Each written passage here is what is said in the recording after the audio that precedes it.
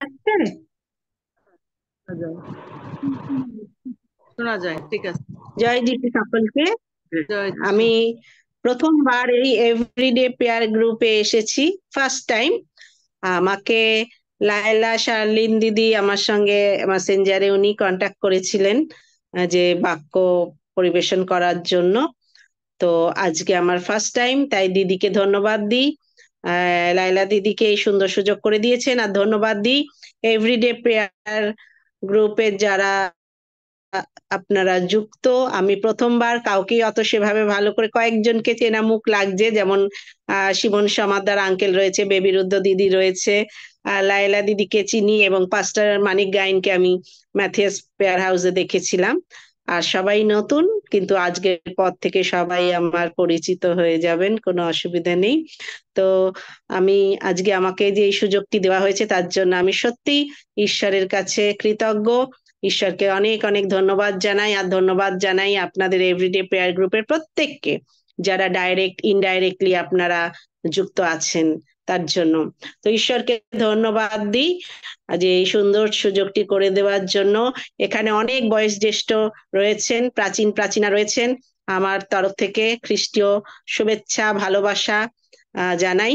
আমি আজকে বাক্য আমাকে বাক্য বাক্য বিভাজন করতে দিয়েছেন, কিন্তু এখানে অনেক বড় বড় গুণীজন ব্যক্তি রয়েছেন। আমি হয়তো তার কাছে কিছুই না, কিন্তু আমি চেষ্টা করব। ভুল ত্রুটি যদি কিছু হয়ে থাকে ক্ষমা করবেন। জয় যিশু সকলকে। আর একটু ছোট্ট প্রার্থনা করে আমি শুরু করি। আর প্রভৃত প্রভৃত ঈশ্বর, মঙ্গলময় ঈশ্বর, তোমায় ধন্যবাদ করি, গৌরব করি, প্রশংসা করি প্রভু, আজকের এই সুন্দর সুযোগের জন্য প্রভু। এই দিনটি হয়তো অনেকে দেখতে পায়নি প্রভু, কিন্তু তুমি আমাদের দেখতে সাহায্য করেছো প্রভু। তুমি প্রভু যখন তোমার এই বাক্য বিভাজন করার দায়িত্ব আমাকে দিয়েছো প্রভু, আমি কিছু জানি না, আমার কোনো ক্ষমতা নেই, কিন্তু পবিত্র আত্মা তুমি আমার মধ্যে দিয়ে প্রভু, তুমি সেই বাক্য বলবে, এবং এই বাক্য যখন আমরা শুনবো আমাদের হৃদয়ে যেন আমরা গেঁথে রাখতে পারি, এবং জীবনের শেষ দিন পর্যন্ত প্রভু এই বাক্যকে যেন আমাদের জীবনে কার্যকরী করতে পারি। ধন্যবাদ, গৌরব, প্রশংসা প্রভু তোমার হোক। সকল অযোগ্যতা প্রভু তুমি ক্ষমা করো। এই ছোট্ট বিনতি প্রার্থনা আমাদের ত্রাণকর্তা নাসরত যীশু খ্রিস্টের নামে চাই, তুমি শ্রবণ ও গ্রাহ্য করলে। Amen, amen, amen. জয় যিশু সকলকে। আমি একটু আমার পরিচয় দিই। আমি পাস্টার মিঠু বোস। আমি ইন্ডিয়ায়, কলকাতায় থাকি। আর ম্যাথিয়াস প্রেয়ার হাউসের সঙ্গে অনেকদিন ধরেই আমি যুক্ত। আমাকে তুলিকা দিদি জয়েন করিয়েছিলেন, তারপর থেকে লায়লা দিদিকে অনেকবার আমি দেখেছি, বেবিরুদ্ধ দিদিকে দেখেছি। এখন আমি দেখতে পাচ্ছি লিন্ডা দিদিও যুক্ত হয়েছে, তো লিন্ডা দিদিকেও আমি চিনি। এই মানে সবাই আমার এখানে এখন আপন। আর আমি বাক্য বলবো। আপনারা হয়তো সবাই জানেন প্রভু যিশু আমাদের জন্য, আমরা জানি ঈশ্বর আমাদেরকে ভালোবাসেন, আর উনি সর্বের সর্বা, ওনার ওপরে আর কেউ নেই। কারণ আমি যে আজকে বাক্যটা বলবো অতি সহজ, অতি সরল। আহ কারণ আমাদের জীবনে আমরা প্রতিনিয়ত ঈশ্বরকে যখন আমরা ডাকি, কিভাবে ঈশ্বর আমাদের জীবনে কাজ করেন, তাই না? তো আমি ছোট ছোট করে কিছু বলবো, কারণ সময়টাও আমাদের দেখতে হবে। তো আসুন আজকে যে বাক্যটা নিয়ে আমি আলোচনা করব, সে বাক্যটা হচ্ছে ঈশ্বর এক এবং অদ্বিতীয়। ঈশ্বরের ক্ষমতা অসীম। কারণ প্রভু, আমরা দেখেছি প্রভু যীশু খ্রিস্ট হচ্ছে আমাদের সৃষ্টিকর্তা। আমরা যদি দেখতে যাই, উনি আমাদের সৃষ্টিকর্তা। উনি আমাদেরকে তৈরি করেছেন। যেমন উনি ক্রিয়েটার, উনি মেকার, উনি আমাদের আরোগ্যদাতাকারী ঈশ্বর, উনি আমাদের রক্ষাকর্তা, উনি আমাদের উদ্ধারকর্তা। তো আমরা বাইবেল যখন দেখি, বাইবেলের আদি পুস্তক যদি আমরা দেখি, 1 অধ্যায় 1 পদ বলছে, সৃষ্টির শুরুতে ঈশ্বর মহা আকাশ ও পৃথিবীর সৃষ্টি করলেন। এটা আমরা সকলেই জানি, ঈশ্বর সৃষ্টি করেছিলেন। এবং তারপরে যদি আমরা দেখি যে আদি পুস্তক 1 অধ্যায় 27 পদে কি বলছে, পরে ঈশ্বর তার মতো বা প্রতিরূপ করেই মানুষ সৃষ্টি করলেন। আর সেই মানুষ আমরা। আমরা সকলে এখানে যতজন আছি, আমরা ব্লেসড, কারণ ঈশ্বর আমাদেরকে তৈরি করেছেন। হয়তো প্রত্যেক প্রত্যেকটা মানুষকে ঈশ্বর তৈরি করেছেন, কিন্তু কেউ হয়তো ঈশ্বরকে চিনেছে, সত্য ঈশ্বরকে, কেউ হয়তো ঈশ্বরকে চেনেননি। আমাদের হয়তো আমাদের ঈশ্বর মনোনীত করেছেন, তাই আজকে আমরা এখানে উপস্থিত হতে পেরেছি, প্রভুর সন্তান হওয়ার যোগ্যতা আমাদের দিয়েছেন। কিন্তু প্রভু কিন্তু প্রত্যেকটি মনুষ্য জাতিকেই ঈশ্বর সৃষ্টি করেছেন, যে ঈশ্বরকে যে চিনুক বা না চিনুক, কিন্তু আমাদেরও ঈশ্বর দায়িত্ব দিয়েছেন, সে সমগ্র জগতে যাও, আমার সুসমাচার প্রচার করো, যেন আমাদের মতো অনেক অনেক মানুষ ঈশ্বরকে জানতে পারে, বুঝতে পারে, তার কাছে আসতে পারে। আজকে আমরা এখানে যারা আছি, প্রভুকে যারা গ্রহণ করেছি, আমি হিন্দু ব্যাকগ্রাউন্ড থেকে এসেছি, আমরা যারা প্রভুকে গ্রহণ করেছি, আমরা হয়তো ঈশ্বরকে চিনতাম না, কিন্তু প্রভু বলছেন, তুমি যখন মাতৃগর্ভে ছিলে তখন থেকে আমি তোমাকে চিনি, জানি। আর হয়তো সেই কারণেই আজকে আমরা এইখানে উপস্থিত হয়েছি। তো আমি প্রভুকে অনেক জানতামই না, চিনতামই না, কিন্তু প্রভুকে যখন চিনেছি, আমার জীবন ঈশ্বর বদলে দিয়েছেন। কারণ আমার জীবনে ঈশ্বর যে কাজ করেছেন, আশীর্বাদ করেছেন, আর আমি চাই প্রত্যেকটা মানুষের জীবনে যেন সে একই কাজ করেন। কারণ আমাকে যে ঈশ্বর আশীর্বাদ করেছেন, সেই ঈশ্বর আমাদের সকলকেই আশীর্বাদ করার জন্য রয়েছেন, কিন্তু আমরা সেই আশীর্বাদ নিতে পারি না, সেটা আমাদের অযোগ্যতা, ঈশ্বরের নয়। ঈশ্বর আমাদের ব্লেসিং করার জন্য, আশীর্বাদ করার জন্য উনি রয়েইছেন। তো আমি যখন হিন্দু ছিলাম, আমি যখন প্রভুকে জানতাম না, তখন এমন ক্রাইসিস আমার জীবনে আসলো যে আমার হাজবেন্ডের ব্যবসা ট্যাবসা সব চলে গেল, আমার ব্যাংক ব্যালেন্স নীল হয়ে গেল। এই ঈশ্বর ওই ঈশ্বর, আমি মাজারে পর্যন্ত গেছি, আমি যেই ঈশ্বরের কাছে বলছে, কালী ঠাকুর, দুর্গা ঠাকুর, লোকনাথ বাবা, যে বলেছে সেইখানে গেছি, কিন্তু কোনো জায়গায় শান্তি পাইনি। কিন্তু যখন প্রভু যিশুর গির্জায় আসলাম, চার্চে আসলাম, আর আমি সেদিন ফার্স্ট দিন সেদিন দেখেছিলাম এইরকম আপনাদের মতো যারা বিশ্বাসী ভাই বোনরা আমাদের পরিবারকে নিয়ে তারা কেঁদে কেঁদে প্রার্থনা করছে। আর সেদিন আমি আর আমার হাজবেন্ড বলেছিলাম, এখানে কারা আরাধনা করে, যে আমার নিজের রিলেটিভ, যে আমাদের নিজেদের রক্তের সম্পর্ক, তারা যখন দেখে সমস্যা, তারা দূরে চলে যায়। কারণ যদি কিছু তার কাছে চেয়ে বসি, যদি কিছু চাই, কিন্তু সেইখানে দেখলাম যে তারা প্রার্থনা করলো আমার জন্য, আমাদের জন্য। আর সেই দিন মনটা ভরে গেল, যে মেন্টাল স্যাটিসফ্যাকশন, মেন্টাল পিস কাকে বলে, সেই দিন আমি অনুভব করেছিলাম। আর সেই দিন, সেই সালটা ছিল 2003 নভেম্বর মাস। আর সেই দিন থেকে আমি প্রভুকে বলেছিলাম, প্রভু আমি জানি না, হ্যাঁ প্রভু যিশুকে আমি ভালোবাসি, তোমাকে আমি ভালোবাসি, তোমার ছোটবেলা থেকে আমি মাদার টেরেসাকে খুব ভালোবাসি, কারণ তার সেবা কার্য কর্ম। আমার অনেক ছোটবেলা, আমি যখন 7-8-এ পড়তাম, মাকে বলেও ছিলাম, মা আমি এই খ্রিস্টান ধর্ম নেব, অনেক বকেছিল, Hindu religion is vast religion, না তুমি ওখানে যাবে না, অনেক। কিন্তু এত বছর পর প্রভু আমাকে ঠিক পিক আপ করলেন সেই জায়গাটার থেকে। আমার যখন বিয়ে হয়েছিল, আমার হাজবেন্ডের বিশাল ব্যবসা, টাকা পয়সার, সোনা গয়নার কোনো অভাব নাই, কিন্তু তার ঠিক 5-6 বছর, 7 বছর পর থেকে শুরু হলো ডাউন। আর এমন জায়গায় চলে আসলাম যেখানে কিচ্ছু নাই। আর তখন একমাত্র ভরসা ছিল প্রভু যীশু খ্রিস্ট, যিনি আমাদের উদ্ধারকর্তা। আর ঈশ্বর সেই দিনকে আর আমার অন্তরে কথা বলেছিলেন, আর ঈশ্বরের সঙ্গে আমি সেদিনকে কমিটমেন্ট একটা করেছিলাম, যে প্রভু আমার আমার এই জীবন তোমাকে দিলাম, কারণ আমি তোমাকে সেভাবে চিনি না, কিন্তু ভালোবাসি। তুমি যদি চাও, তোমাকে আমাকে তুমি নিজের করে নাও, আর আমি যতদিন এই পৃথিবীতে থাকবো, তোমার গৌরব, তোমার প্রশংসা, তোমার বাক্য প্রচার করব। আর সেই দিন থেকে আমার পথ চলা প্রভুতে। 2004-এ আমার ব্যাপটিজম হয়, লুকিয়ে লুকিয়ে আমি ব্যাপটিজম নিয়েছিলাম, বাড়ির কেউ জানে না। 1 মাস পরে বললাম, অশান্তি শুরু। আর তখন বাড়ি ছাড়তে আমি বাধ্য হই আমরা। কিন্তু প্রভু আমাদের সহায়, এই জন্য সব সময় প্রভু বলছেন, যখন তিনি আমাদের সঙ্গে আছেন, আমাদের কোনো ভয় নেই। উনি রক্ষাকর্তা, উনি আমাদের রক্ষা করেন। সেই সময় কেউ পাশে ছিল না, হ্যাঁ, আমার বাবা মা বোন ছিল, কিন্তু এছাড়া কেউ আমাদের সাপোর্ট করেনি। আর প্রভুতে গ্রহণ করা মানে আরোই বেশি অনেক মহাপাপ করে ফেলেছি, কারণ প্রভু যীশু খ্রিস্টকে গ্রহণ করে আমি ধর্ম বদলে দিয়েছি। অনেক আত্মীয় স্বজন দূরে সরে গেছে, কারণ কেউ তখন আমাদের সঙ্গে মিশতো না, আসতো না, কথা বলতো না। ইভেন আমার শ্বশুর মশাই আজ উনি জীবিত নেই, কিন্তু উনি পর্যন্ত বলেছিলেন তোমরা একদিন ভিক্ষা করে খাবে, কারণ তুমি প্রভু যিশুকে গ্রহণ করেছো, খ্রিস্টান হয়েছো।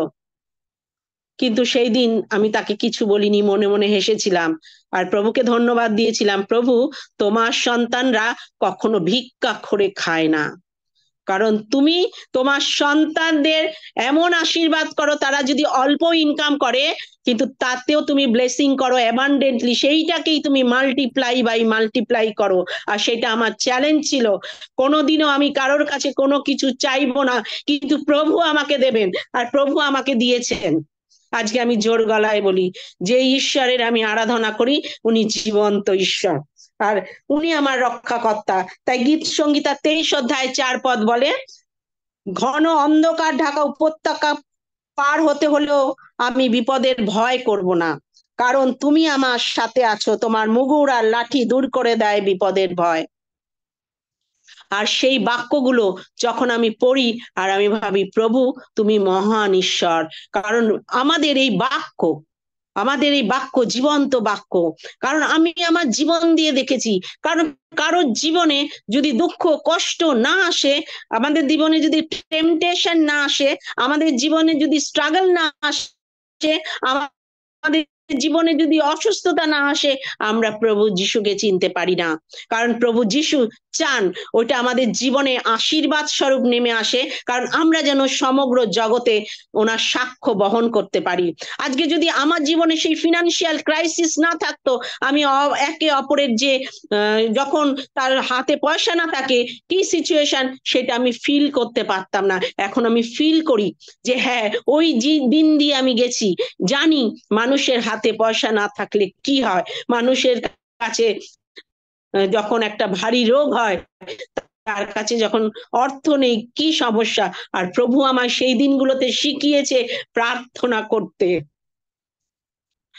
আর আমি অবিরত তখন প্রার্থনা করতাম। আর বাইবেল বলে, যখন তোমরা অবিরত প্রার্থনা করবে আর ধন্যবাদ দেবে প্রভুকে, সকল কিছু তোমার থেকে দূরে সরে যাবে। আর ঈশ্বরকে আমি সেই জন্য সব সময় ধন্যবাদ দিই, আর সবাইকে তাই বলি, যে যখন ফিলিপিও 4 অধ্যায় 4 পদ, আমার এই পদটা খুব ভালো লাগে, প্রভুর সঙ্গে যুক্ত হয়েছে বলে তোমরা সব সময় আনন্দিত থাকো। আমাদের জীবনে কি দুঃখ, কি কষ্ট, কি অর্থাভাব, কি অনাহার, কোনো কিছুতেই আমাদের টলাতে পারবে না যখন আমরা প্রভুতে বিশ্বস্ত থাকবো। কারণ প্রভু আমাদের, বললাম, রক্ষাকর্তা, উনি রক্ষা করেন, আর উনি আমাদেরকে সকল রোগ থেকেও উনি আরোগ্যতা দেন। কারণ আমার রোগ ছিল, ডাক্তার বলেছিল আমাকে যে আমার ইউট্রাস পুরোপুরি বাদ দিতে হবে। 2005-এ আমি 6 ডিসেম্বর আমি ডিসিশন নিই, কারণ ডক্টর বলেছিল যদি আপনার আর একটা বেবি হয় খুব ভালো, আর না হলে আপনার অপারেট করতে হবে। আমি শুধু ঈশ্বরের কাছে প্রার্থনা করেছিলাম আর বলেছিলাম, প্রভু তোমার ইচ্ছায় সিদ্ধ হোক আমার জীবনে। কিন্তু আমিও জানি না, কিন্তু মিরাকেলি আমার সেকেন্ড ইস্যু হয়। আর যখন হয়, ডাক্তার বলেছিল এটা অসম্ভব, সম্ভব নয়, আমাকে দুবার করে টেস্ট করতে হয়। কিন্তু ঈশ্বর দিয়েছিলেন, সে আমার আমার সন্তানকে ঈশ্বর দিয়েছেন, আর আমি সেই রোগের থেকে আমি উদ্ধার পেয়েছিলাম। তাই মথিলিখিত সুসমাচার 4 অধ্যায় 24 পদ বলে, সমস্ত সিরিয়া দেশে তার কথা ছড়িয়ে পড়লো, যেসব লোকেরা নানা রকম রোগে ও ভীষণ যন্ত্রণায় কষ্ট পাচ্ছিল, যাদের মন্দ আত্মা ধরেছিল এবং যারা মৃগী এবং অবশ রোগে ভুগছিল, সেই সকল লোকেরা তাদের যিশুর কাছে আনলো, তিনি তাদের সবাইকে সুস্থ করলেন। আর সেই ঈশ্বর যখন আমাকে সুস্থ করেছে, আর এখানে যতজন আমার বাক্য শুনছেন, আমি বিশ্বাস করি যদি এইখানে কেউ অসুস্থ থাকেন, আপনারা এক্ষুনি মনে মনে ঈশ্বরকে ধন্যবাদ দিন আর বলুন, প্রভু যিশু আমাকে সুস্থ করেছেন। আর ঈশ্বর আপনাকে সুস্থ করবেন, কারণ উনি আরোগ্যকারী ঈশ্বর। God is our healer. উনি আমাদের আরোগ্যতা দেন, উনি আমাদেরকে সুস্থ করেছেন। জোর গলায় বলুন, কারণ ডাক্তারের ডাক্তার হচ্ছেন আমাদের প্রভু যীশু খ্রিস্ট। ওনার কাছ থেকে আসে আরোগ্যতা, ওনার কাছ থেকে আসে সুস্থতা। সুতরাং আমরা যখন রোগের মধ্যে দিয়ে যাই, ঘাবড়ানোর কিছু নেই। ডাক্তার অনেক কথা বলতে পারে, আমাকেও বলেছিল, কিন্তু আমার সদা প্রভুর ওপর বিশ্বাস ছিল। আমি বলেছিলাম, প্রভু তোমার ইচ্ছা আমার জীবনে সিদ্ধ হোক। কিন্তু ঈশ্বর আমার জীবনে মিরাক্কেল করলেন। যেখানে ডাক্তার বলেছিল আর আমার কোনো ইস্যুই হবে না, কিন্তু সেখানে আবার ঈশ্বর আমাকে দ্বিতীয় সেকেন্ড চাইল্ড দিলেন। ঈশ্বরের কাছে অসাধ্য বলে কিছু নেই। আর ঈশ্বরকে যখন আমরা বিশ্বাস করি, ভরসা করি, ওনার ওপর ফেথ আমাদের 100% রাখতে হবে, যেটা বলে ব্লাইন্ড ফেথ। ডক্টর কি বলছে, মেডিকেল সায়েন্স কি বলছে, আমাদের দেখার দরকার নেই, কিন্তু আমরা ওটাই দেখব, ঈশ্বর আমার জীবনে কি কাজ করতে পারে। আর আমাদের তখন দৃঢ়তার সাথে, বিশ্বাসের সাথে শুধু ওনাকে ধন্যবাদ দিতে হবে। প্রভু আমার জীবনে যা হয়েছে হয়েছে, আমি জানি না, কিন্তু তোমার ধন্যবাদ করি, কারণ তুমি আরোগ্যকারী ঈশ্বর। তুমি বাইবেলে দেখেছি কুষ্ঠরোগীকে সুস্থ করেছো, অন্ধকে চক্ষুদান দিয়েছো, খঞ্জকে তুমি হাঁটতে শিখিয়েছো, তাহলে আমাকে কেন তুমি সুস্থতা দেবে না? আমাকেও তুমি দেবে, তোমার ক্ষমতা আছে প্রভু। আর সেইভাবে আমি প্রার্থনা করতাম, আর ঈশ্বর আমাকে সেই জায়গাটার থেকে আমাকে উদ্ধার করেছেন, আরোগ্যতা দিয়েছেন, সুস্থতা দিয়েছেন। তাই ঈশ্বরকে ধন্যবাদ করি। তাই সর্বোপরি বলি, কেউ ভয় পাবেন না। যখন আমাদের জীবনে যখন দুঃখ কষ্ট রোগ আসবে, ঘাবড়ানোর কিছু নেই, কারণ ঈশ্বর আমাদের সকল কিছুর ঊর্ধ্বে। আরোগ্যতা ওনারা আমরা দেখলাম, উনি আমাদের রক্ষা করেন। আর আমি যে লাস্ট টপিক বলবো, যে উদ্ধারকর্তা, উনি আমাদের উদ্ধারকর্তা। কারণ আমরা যখন পৃথিবীতে আছি, আমরা মানুষ, আমরা ভুল করি, আমরা সকলেই পাপ করেছি, কেউ বলতে পারবে না আমরা পাপ করিনি। আমরা সকলেই করেছি ভুল, জানতে অজান্তে, আর উনি সেইখান থেকে আমাদের উদ্ধার করেন। যিশায়া 43 অধ্যায় 1 আর 2 পদ বলে, হে ইসরায়েল, তোমার স্রষ্টা প্রভু পরমেশ্বর বলেন, ভয় করো না, আমি তোমাকে করেছি উদ্ধার। তুমি যখন গভীর জলরাশির মধ্যে দিয়ে যাবে, আমি তোমার সঙ্গে থাকবো। যখন অতিক্রম করবে নদ নদী, তখনও কোনো বিপদ পড়বে না, মগ্ন হবে না তুমি। আগুনের মধ্যে দিয়ে যখন যাবে, দগ্ধ হবে না তুমি। দুঃসহ অগ্নি পরীক্ষায় তীব্র দহন তোমায় স্পর্শ করবে না। Amen, hallelujah, praise the lord. ঈশ্বরের বাক্য বলে, আমরা যেখান দিয়েই যাই না কেন, আগুনের মধ্যে দিয়ে যাই, আমাদেরকে স্পর্শ করতে পারবে না আগুন। আমরা জলের মধ্যে দিয়েও গেলে সেই জল আমাদেরকে মগ্ন করতে পারবে না, আমরা ডুববো না। কারণ প্রভুর ওপর যদি আমার বিশ্বাস থাকে, ভরসা থাকে, সকলই কিছু নির্ভর করে ঈশ্বরের বিশ্বাসের ওপর। কারণ আমি এইটুখানি বলি সবাইকে, খ্রিস্টানিটিটা কোনো রিলিজিয়ান নাই, 100% ফেথ। যার 100% ফেথ আছে, সেই ঈশ্বরের মিরাকেল দেখতে পাবে, সেই ঈশ্বরের মিরাকেল দেখতে পাবে। আর হিতোপদেশ তাই 10 অধ্যায় 22 পদ বলে, সদাপ্রভুর আশীর্বাদী মানুষকে ধনবান করে, কিন্তু তার সঙ্গে আনে না কোনো সমস্যা। যখন আমরা ঈশ্বরের পথে থাকি, ঈশ্বরের আমরা যখন আমাদের জাগতিক ধন দৌলত কি আছে দেখার দরকার নেই, কিন্তু প্রভু যাকে আশীর্বাদ করেন সব থেকে পৃথিবীতে, সেই হচ্ছে সব থেকে ধনী ব্যক্তি।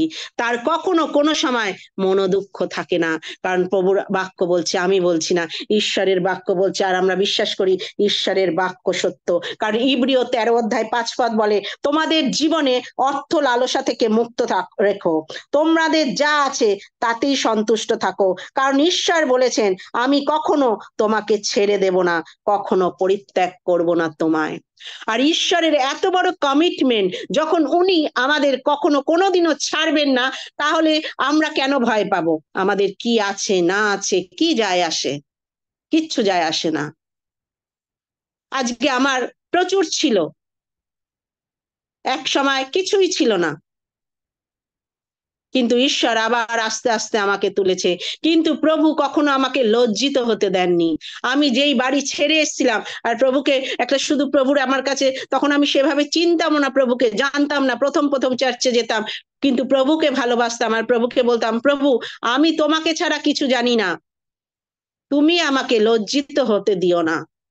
আর ঈশ্বর আমাকে এখনো পর্যন্ত কোনোদিনও, অনেক সমস্যার মধ্যে দিয়ে গেছি, এখনো আছে অনেক সমস্যা, কিন্তু লজ্জিত হতে উনি দেননি, কারোর কাছে কোনোদিনও হাত পাততে দেননি। যখন আমার সমস্যা হয়েছে, অর্থের সংকট হয়েছে, নানা রকম এখনো আছে, আমি ঈশ্বরের কাছে শুধু হাঁটু গাড়ি আর প্রভুকে বলি, প্রভু তুমি জানো, কারণ আমি তোমার ওপর বিশ্বাস করি, আমি মনুষ্যদের ওপর বিশ্বাস করি না, কারণ আমি তোমার ওপর বিশ্বাস করি। আর আমি জানি তুমি হচ্ছে আমার যোগান দাতাকারী ঈশ্বর। সেই জন্য গীত সংহিতা 121-এর 1 আর 2 পদ বলে, আমি সেই পাহাড়ের সারির দিকে চোখ তুলে তাকাবো, কোথা হইতে আমার সাহায্য আসিবে। আকাশ ও পৃথিবীর সৃষ্টিকর্তা সদাপ্রভুর কাছ হইতে আমার সাহায্য আসিবে। তো আমি ঈশ্বরের বাক্য আমাদেরকে জীবন দেয়, ঈশ্বরের বাক্য আমাদেরকে পুনর্জীবিত করে, ঈশ্বরের বাক্য আমাদের শক্তি দেয়। আমাদের কার কি আছে জগতে দেখে কোনো লাভ নেই, কারণ আমরা জানি আমাদের আমাদের সেই জায়গা হচ্ছে ঈশ্বরের কাছে। আর আমরা যদি সেই কার্য করতে পারি, কারণ কর্ম বিনা জীবন বৃথা, কারণ বাইবেল সব সময় বলে, আমার জীবনে যদি আমার কর্ম না থাকে, আমি যদি কিছু করতে না পারি, তাহলে আমার কিছুই নেই, আর এই জীবনটারও কোনো দাম নেই। কারণ প্রভুই বলবে, তুমি কি করেছো আমার জন্য, আমি তো তোমাকে সকল কিছু দিয়ে রেখেছি, কিন্তু তুমি কি করেছো আমার জন্য। আজকে তাই আমরা আমরা এখানে আমরা জানি, প্রত্যেকে আমরা জানি, যারা আছি প্রত্যেকে ঈশ্বরকে ভালোবাসি, আমরা প্রত্যেকে চাই প্রভুর জন্য কিছু করতে। আর আমাদের যার যেরকম ক্ষমতা আছে, ঈশ্বর সব সময় বলে না যে ধন দৌলত দিয়ে, আমরা যদি প্রার্থনা করতে পারি ঈশ্বরের জন্য, আমরা প্রার্থনা করব একে অপরের জন্য, আমরা যদি গান করতে পারি ঈশ্বরের জন্য উদ্দেশ্যে, তাই করব। কারণ প্রভু শুধু আমাদের কাছে চান হচ্ছে আমাদের এই হৃদয় অন্তর, আমরা এই হৃদয়ে অন্তরে ঈশ্বরকে কোথায় রেখেছি, কোথায় স্থান দিয়েছি প্রভুকে। আর আমাদের জীবনে যদি আমরা ঈশ্বরকে প্রথম স্থান দিই, আর ঈশ্বর আমাদের জন্য সকল কিছু করেন, কারণ বাইবেল বলে, তুমি আমার জন্য 1 পা এগো আর আমি তোমার জন্য 10 পা এগিয়ে যাব। কারণ ঈশ্বরের ক্ষমতা আছে, কারণ প্রভু দেখেন প্রভুর সন্তানরা প্রভুর জন্য কি করলো।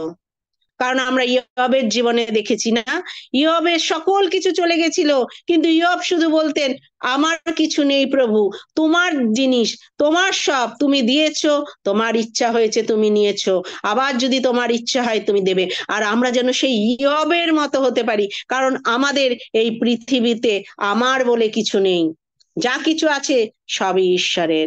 আমাদের মধ্যে থেকে সেই আমিত্বটাকে দূর করতে হবে, আমাদের মধ্যে থেকে সেই আমিত্বটাকে দূর করতে হবে, আমার এটা, আমার ওটা, আমি একে সাহায্য করলাম, না, ঈশ্বর আমাদের যদি সাহায্য না করেন, আমরা কিচ্ছু করতে পারি না, আমাদের কোনো ক্ষমতা নেই।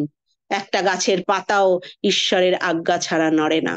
সুতরাং আমাদের মধ্যে সেই আমিত্বটাকে চূর্ণ করতে হবে, প্রভুর কাছে আমাদের ভগ্ন চূর্ণ হৃদয়ে নত নম্র হয়ে আসতে হবে, আর ঈশ্বর তখন আমাদের হেড লিফট আপ করবেন।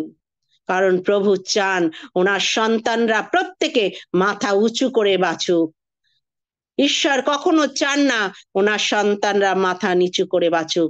কারণ আমাদের প্রভু রাজাদের রাজা, প্রভুদের প্রভু, আর আমরা সেই জীবন্ত ঈশ্বরের আরাধনা করি। আর রাজাদের সন্তান, রাজার সন্তান সেই রাজপুত্র বা রাজকন্যাই হয়। আর আমি শেষ বলবো, কারণ টাইম আমাকে 20 থেকে 25 মিনিট দেওয়া হয়েছিল, জানি না কতটা টাইম হলো, কারণ আমি বলতে গেলে অনেক কিছু বলতে থাকি, কারণ ঈশ্বরের ব্যাপারে তখন আমি অনেকটা ক্রেজি হয়ে যাই। কারণ প্রভুর টেস্টিমনি আমার লাইফে প্রচুর প্রচুর, সেটা সারা রাত বললেও শেষ হবে না, ঈশ্বর আমাকে কিভাবে কিভাবে আশীর্বাদ করেছেন।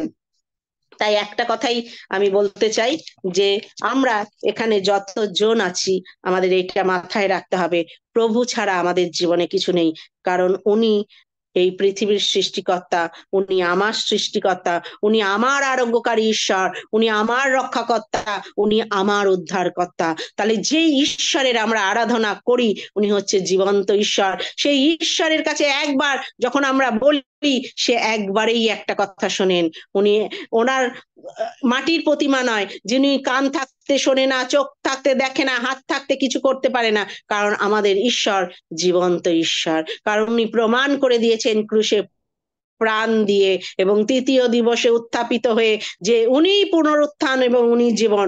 যে কেহ ওনাকে বিশ্বাস করবে সে অনন্ত জীবনের অধিকারী হবেন। তাই একটা কথাই আমি বলবো, ফিলিপিও 4 অধ্যায় 13 পদ বলে যে যিনি আমাকে শক্তি দান করে তার মধ্যে দিয়ে আমি সবকিছুই করতে পারি। কারণ ঈশ্বরের শক্তি, ঈশ্বরের আশীর্বাদ আমাদের প্রয়োজন। আমরা একা কিচ্ছু করতে পারবো না, আমাদের কোনো ক্ষমতা নেই। তাই ঈশ্বরের সেই শক্তি আমাদের প্রয়োজন আছে। লাস্টেটা আমার প্রিয় হচ্ছে গীত সংহিতা। সদা প্রভুকে নিয়ে আনন্দে মেতে থাকো, তোমার মনের ইচ্ছা তিনি পূরণ করবেন। আর আমরা যদি সদা সর্বদা সদা প্রভুকে নিয়ে মেতে থাকি, উনি আমাদের মনের ইচ্ছা পূর্ণ করবেন। কারণ আমি সকলকে বলি, সকল ভাই বোনকে বলি, আর আমার কিছুক্ষণ আগে আমার বাড়িতে কেয়ার গ্রুপ ছিল, সকল হিন্দু মহিলাদের নিয়ে আমি কাজ করি, তো তাদেরকে ওই একটা কথা বলি, সদা প্রভুর কাছে চাও। তোমাদের কি আছে না আছে দেখার দরকার নেই, তোমরা বড় বড় স্বপ্ন দেখো। আজকে তুমি বড় বড় স্বপ্ন দেখো তোমাদের সন্তানদের নিয়ে, তোমাদের পরিবারকে নিয়ে, তোমাদের মিনিস্ট্রিকে নিয়ে, সবকিছু। কারণ ঈশ্বর বলছে তোমার ইচ্ছা আমি পূর্ণ করব। কারণ আমাদের ঈশ্বর সকল কিছু করতে সক্ষম, কারণ ওনার পক্ষে কিছুই অসাধ্য নয়। তাই আজকের থেকে আমরা আমাদের পরিবারের যারা ছোট ছোট সন্তানরা রয়েছে, ছেলে মেয়েরা রয়েছে, যারা পড়াশোনা করে, চাকরি বাকরি করে, তাদেরকে এটাই বলবো, তোমার ইচ্ছা ঈশ্বরকে বলো, ঈশ্বর পূর্ণ করবে। আর আমরা বাবা মারা যারা রয়েছি, তারা আমরা সন্তানদের প্রতি বড় বড় আশা রাখবো। কারণ আমার আশা ঈশ্বর পূর্ণ করবেন, কারণ আমার কথা নয়, বাইবেল বলছে গীত সংহিতা 37 অধ্যায় 4 পদ, আর সদা প্রভুকে নিয়ে থাকো। আমরা যখন সদা প্রভুকে নিয়ে থাকবো, আর ঈশ্বর আমার মনের ইচ্ছা পূর্ণ করবে। তাই আমরা আজ থেকে সকলে বড় বড় স্বপ্ন দেখবো, কারণ আমাদের ঈশ্বর রাজাদের রাজা, প্রভুদের প্রভু, উনি এই পৃথিবীর সৃষ্টিকর্তা, আমার সৃষ্টিকর্তা। ওনার কাছে চাইলে উনি দেবেন না এমন কখনো হবে না, কারণ ঈশ্বর আমাদেরকে দেওয়ার জন্য ভরপুর আশীর্বাদ করেই চলেছেন, আমাদের চাইতে হবে। আর আজকে প্রিয় ভাই বোন এখানে যারা রয়েছেন, যারা বয়স জ্যেষ্ঠ আমার রয়েছেন, তারা হয়তো অনেকে অনেক রকম সমস্যার মধ্যে আছেন। রোগ থাকতে পারে, আমাদের পারিবারিক সমস্যা থাকতে পারে, অর্থনৈতিক সমস্যা থাকতে পারে। আর আমি তার লিভিং টেস্টিমনি, আমার ওপর দিয়ে সকল ঝড় গেছে। আর আমি বিশ্বাস করি যে ঈশ্বর, এখন আমি ভাবি ওই দিনগুলো যদি আমার হাজবেন্ডের যদি সেই ব্যবসা, সেই টাকা, সেই পয়সা থাকতো, আমি হয়তো আজকে আমার এই জীবন্ত ঈশ্বরকে আমি চিনতাম না, জানতাম না। আজকে আমার হয়তো সেইরকম নেই, কিন্তু আমি অনেক সুখে আছি, অনেক আশীর্বাদ প্রাপ্ত। কারণ ঈশ্বর বলেন না যে ঈশ্বর আমাদেরকে মাল্টিপ্লাই বাই মাল্টিপ্লাই করে থাকেন। তাই একটা টেস্টিমনি আমার লাইফে দিয়ে আমি শেষ করবো আজকে। এমন একটা দিন আমার জীবনে গেছে, যেদিন আমার হাজবেন্ড, আমাদের ব্যবসা ট্যাবসা সব চলে গেছিল। আমার বোনেরই একটা দোকানে ও ম্যানেজার হিসেবে কাজ করত, কিন্তু তখন তার স্যালারি ছিল 3,000 টাকা। 2000, আমি 4-5 এর কথা বলছি। কিন্তু তার মধ্যেও 300 টাকা টাই তো দিত প্রত্যেক মাসে। আমি ভাড়া থাকতাম 1800 টাকা। কত টাকা আর থাকে, স্কুলের বাচ্চা, আমার তখন বড় মেয়ে ছিল, ছোট মেয়ে ছিল না। কিন্তু ঈশ্বরও তার মধ্যে চালিয়েছে। একদিনও দোকানে যাচ্ছে, আমাকে ওয়ালেটটা খুলে দেখালো, ওর ব্যাগে 10 টাকা। আর সেদিন ছিল ওয়েডনেসডে, বুধবার। ও আমাকে বলছে যে দেখিয়ে, তার মানে ও ব্যাগটা দেখালো এই কারণেই যে সবে আজকে বুধবার, বৃহস্পতি শুক্র শনি রবি পুরোটা সপ্তাহ আমাকে চালাতে হবে। আর আমার তখন বড় মেয়েটা ক্লাস 4-এ পড়ে। আর আমি ওর ব্যাগটা দেখলাম, আর ব্যাগের ওপর হাত রেখে হাসলাম। আর আমি বললাম তুমি যাও। আমার বিশ্বাস ছিল। আমি বললাম এই 10 টাকাকে ঈশ্বর চাইলে মাল্টিপ্লাই বাই মাল্টিপ্লাই করতে পারে। আর সন্ধেবেলায় ও আমাকে ফোন করলো, বলল যে জানো আজকে একটা না অলৌকিক কাজ হয়েছে। আমি বললাম কি হয়েছে? বলে ও যেহেতু আমাদের যেহেতু সোনার উপর ব্যবসা, তো ওইখানে কিছু মানুষ এদিনকে একজন কি দুজন এসেছিল পুরনো গয়না বিক্রি করে, তাদের দরকার ছিল ইমার্জেন্সি কিছু টাকা পয়সা নেবে। আর সেইখান থেকে আমার হাজবেন্ড সেই দিন সেই সন্ধ্যায়, যেই দিন তার সকালবেলা ওয়ালেটে 10 টাকা নিয়ে সে বেরিয়েছিল, আর সেই দিন ঈশ্বর তাকে 1000 টাকা সন্ধেবেলায় দিয়েছিল। আর ওই 1000 টাকায় আমাদের 10 দিন চলেছিল, আমরা সেভাবেই চলতাম তখন। কিন্তু কেউ কখনো কোনোদিন আমার বাড়িতে এসে কোনোদিনও দেখেনি আমাদের মুখ ভার বা মনের দুঃখে বসে আছি। একবেলা যদি নাও খেতে পারতাম, কিন্তু কোনোদিন আমাদের দুঃখ কষ্ট ছিল না। বাচ্চাদের ওইভাবেই শিক্ষা দিয়েছিলাম, যা পাবে ঈশ্বরকে আগে ধন্যবাদ দাও। আর যদি ডাল ভাতও খেতাম, আমরা ঈশ্বরকে ধন্যবাদ দিতাম সেদিনকে, যে বলতাম প্রভু আমি বিশ্বাস করি। আমার বাচ্চা তখন বড় মেয়ে, তখন ছোট, ওকে দিনের পর দিন হয়তো আমি ভালো খাবার দিতে পারিনি, কিন্তু প্রার্থনা করে খাবার দিতাম। আর বলতাম প্রভু আমি বিশ্বাস করি। আর আমি জানি একটা বাবা মা যখন একটা সন্তানকে ঠিক মতো খাবার দিতে পারে না, তার কত কষ্ট হয়।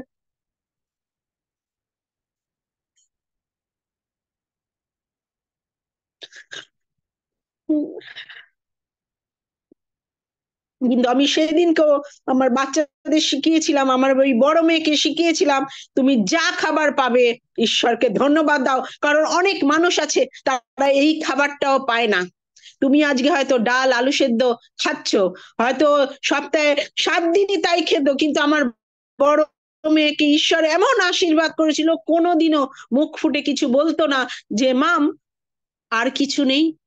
আমি প্রার্থনা করে খাবার ওকে দিতাম খেতে। আর প্রভুকে বলতাম প্রভু এই খাবারের মধ্যেই তুমি আশীর্বাদ করবে, যা প্রোটিন, যা ক্যালসিয়াম, যা কার্বোহাইড্রেট তুমি দেবে। কারণ আমি তোমার ওপর বিশ্বস্ত। কারণ আমি হিন্দু ব্যাকগ্রাউন্ড থেকে এসেছি, কাউকে আমার এই দুঃখ কষ্টের কথা কাউকে শেয়ার করতে আমি পারবো না। তোমাকে লজ্জিত হতে আমি দিতে পারি না, কারণ তোমাকে যখন আমি পিতা হিসাবে ডেকেছি, আর আমি জানি এই দিনের উত্তর তুমি আমাকে ঠিক দেবে। কিন্তু ওই দিনকেও আমি ধন্যবাদ দিই সেই দিনের জন্য। আজকে আমার জীবনে ওই দিনগুলো গেছিল বলে আজকে আমি অনেক মানুষের দুঃখ কষ্ট বুঝতে পারি। যেসব মা বাবারা কষ্ট করে তাদের বাচ্চাদের খাবার জোগাড় করতে হয়, আমি বুঝতে পারি সেই দুঃখটা।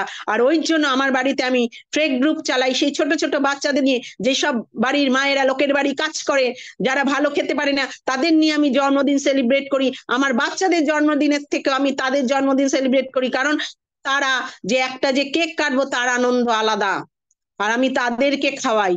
কেন খাওয়াই? আমি সেই দিনটা আমার মনে আছে, যে আমার বাচ্চাটাকে যখন আমি খাবার মানে দিনের পর দিন আমি তাকে ভালো মন্দ খেতে দিতে পারিনি, কিন্তু প্রভু আমার সঙ্গে ছিলেন। কিন্তু প্রভু আমার সঙ্গে ছিলেন। আর সেই দিনটার জন্য আমি এখন এই বাচ্চাদের, বস্তির বাচ্চাদেরকে আমি খাওয়াই। কারণ আমি যাদের আছে তাদের পেছনে আমি খরচা করি না, কিন্তু যাদের নেই তাদের কাছে আমি যাই। কারণ আমি যাই, ওই দিনটা ঈশ্বর আমাকে দেখিয়েছিল। আজকে যদি ওই দিনটা আমি না যেতাম, আমি যদি অর্থ কষ্টের মধ্যে দিয়ে না যেতাম, আমি সেই মানুষগুলোর দুঃখ আমি বুঝতে পারতাম না। তাই প্রভু আমাদের জীবনে যা কিছু করে থাকে, ঈশ্বর বলছে সকলই মঙ্গলের জন্য। আর আমরা যেন সেটা মাথায় রাখি, কখনো কোনোদিনও যেন ঈশ্বরকে প্রশ্ন না করি যে প্রভু এইটা কেন তুমি আমার জীবনে করলে। আর আমি ঈশ্বরকে সব সময় সেই সময়ও ধন্যবাদ দিতাম। আর সেই সময়ও আমাদের বাড়িতে যদি কেউ এসেছে, কেউ কিন্তু বুঝতে পারতো না যে আমরা কি খেয়ে আছি, আমি কিন্তু তাদেরও সেই সময় ঈশ্বর কিন্তু আমাকে যোগান দিয়েছিল, তাদের খাওয়াতে পেরেছি। আর এখনো ঈশ্বর সেই যোগানদাতাকারী ঈশ্বর, সেই একই ঈশ্বর আমাকে যোগান দিয়ে যাচ্ছেন। আমি কিন্তু প্রত্যেকের মধ্যে যে এখনো পর্যন্ত আমার বাড়িতে আসে অন্তত তাকে পেট ভরে খাওয়াতে পারি, সেই আশীর্বাদ ঈশ্বর আমাকে করেছেন, আমি বিশ্বাস করি। আর আপনাদেরও করেছেন, আমি বিশ্বাস করি। কারণ ঈশ্বর আমাদের অন্তরটা দেখেন। আমি অনেক কষ্টের মধ্যে দিয়ে গেছি, কিন্তু অনেকে বলেছিল প্রভুর কাছে যাচ্ছ, যাও, কিন্তু তুমি ভিক্ষা করবে। কিন্তু আমি কখনো কোনোদিনও কারোর কাছে একটা পয়সা আমি চাইনি যে আমাকে এটা দিতে হবে, কিন্তু ঈশ্বর আমাকে দিয়েছিলেন। তাই বলি, গীত সংগীতে 21 অধ্যায় 1-2 পদ, কারোর কাছে চাইতে হবে না, ঈশ্বরের কাছে যদি আমরা মাথা নিচু করে নীল ডাউন হয়ে প্রার্থনা করি, আর ঈশ্বর আমাদেরকে দেবেন। কারণ ঈশ্বর আমাদের অন্তরটা দেখেন, কখনো কোনো কিছুতে উনি সমস্যায় পড়তে দেবেন না। হ্যাঁ, ধার্মিকের বিপদ অনেক, কিন্তু সেখান থেকে ঈশ্বরই আমাদের উদ্ধার করেন। আমার জীবনে অনেক সমস্যা, অনেক ক্রাইসিস, অনেক কিছু, কিন্তু আমি প্রভুকে বলি যে প্রভু, তুমি এই সমস্যা থেকে তুমি উদ্ধার করবে। কারণ মানুষকে বললে তারা হাসি ঠাট্টা করবে, অনেকে বলবে যে ও এরকম বলছে সেরকম বলছে, দরকার নেই। তুমি আমাকে যেমন রেখেছো তেমনি ভাবেই চলো। আমি কখনো কোনোদিনও কারোর কাছে, আমি কখনো, আমি যদি একদিন না খেয়েও থাকি বলি না, বা আমার হাতে যদি পয়সা না থাকে আমি বলি না, শরীর খারাপ থাকলেও আমি কখনো বলি না ভালো আছি। কারণ আমি জানি আমার ঈশ্বর সকল কিছু দেখছেন।